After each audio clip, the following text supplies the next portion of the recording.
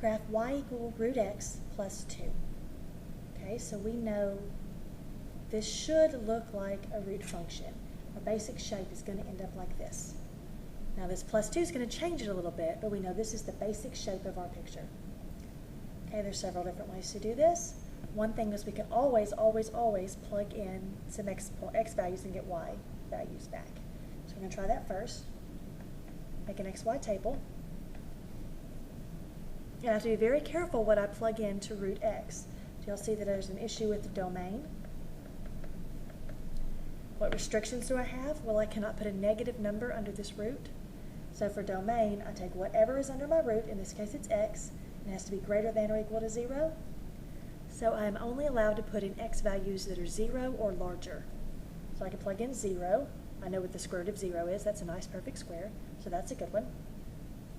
I'm going to put in 1. I know what the square root of 1 is. I'm going to put in 4. It's another perfect square. I'm going to put in 9, and I'm going to start with those. Okay, so if I put 0 into this, I get y equal root of 0, which is 0, plus 2, I get 2.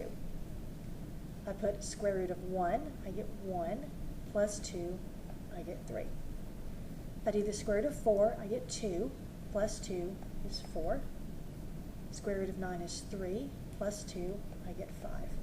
Now I can plot these. And notice, domain, x has to be non-negative. That's what this means. Greater than or equal to 0 is not negative. So I don't really need this side of my picture. Okay.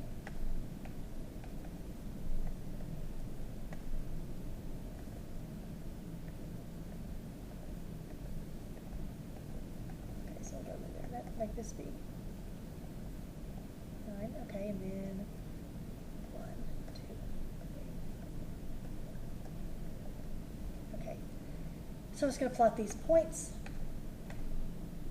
0, 2, 1, 3. I'm going to go all the way to 4. 1, 2, 3, 4, 4. 9, 1, 2, 3, 4, 5, 6, 7, 8, 9, up to 5.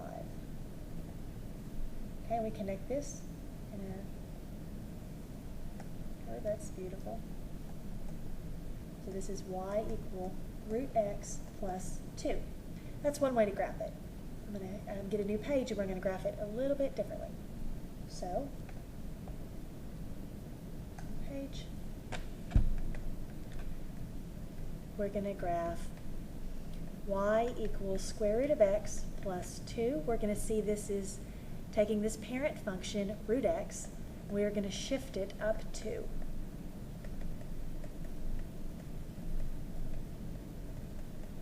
Because this 2 is added on the outside. Insiders lie, outsiders tell the truth. So this tells me to make it go positive 2. And if it's added on at the end, it's up and down. So let's look at the graph of y equal root x. If I have y equal root x, I see the domain is that x has to be greater than or equal to 0. Cannot have any negative numbers under this root. So again, I'm going to plug in 0, 1, 4, 9. Plug in 0, root of 0 is 0, square root of 1 is 1, square root of 4 is 2, square root of 9 is 3. And I can plot this. As before, I don't need really anything to the negative, any negative x values. So just plot this. 1, 2, 3, 4, 5, 6, 7, 8, 9. 1, 2, 3, 4, 5, 6, 7. Okay, so I'm going to plot this one in blue, I guess. So 0, 0, 1, 1, 4, 2, and 9, 3. And there's my picture. This is y equals square root of x. But this says I'm going to shift that graph up 2 units. So I'm going to take every point here, and this actually should touch, right? Every point here, I'm going to move it up 2. So 1, 2, 1, 2. That one's actually supposed to touch as well. 1, 2, and 1, 2. And I can connect this. and this is y equals square root of x plus 2. And we see the domain is x greater than or equal to 0. And what's the range?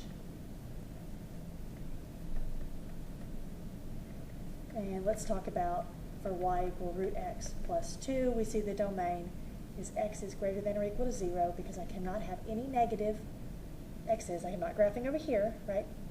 And the range, I see that if I graph this, I'm not allowed to plug in any x's smaller than 0. So I'm never going to let the graph continue this way. So if the graph continues along the same path, I see that y is going to be greater than or equal to 2. Okay, so there's the domain and range of that.